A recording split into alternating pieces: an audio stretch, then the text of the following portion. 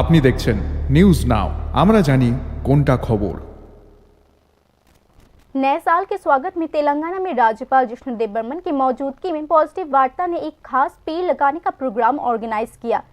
सरकारी अधिकारियों और कर्मचारियों के साथ साथ अलग अलग क्षेत्रों के नागरिकों ने पर्यावरण सुरक्षा और सामाजिक जिम्मेदारी के संदेश के साथ इस कार्यक्रम में बढ़ चढ़ के हिस्सा लिया। इस पहल को पॉजिटिव वार्ता के वुमेन एंटरप्रेन्योर्स ने लीड किया था।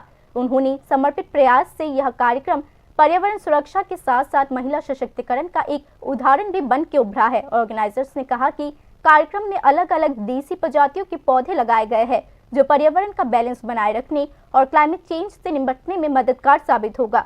कार्यक्रम में बोलते हुए राज्यपाल जिष्णु देबबर्मन ने वुमेन एंटरप्रेन्योर्स की इस पहल की बहुत तारीफ की। उन्होंने कहा कि पर्यावरण संरक्षण और सामाजिक विकास में महिलाओं की लीडरशिप आज के समय की जरूरत बन चुकी है। जिष्णु देबबर्मन ने लोगों से ज्यादा पेड़ लगाने और पर्यावरण के अनुकूल जीवन शैली अपनाने की भी अपील की है।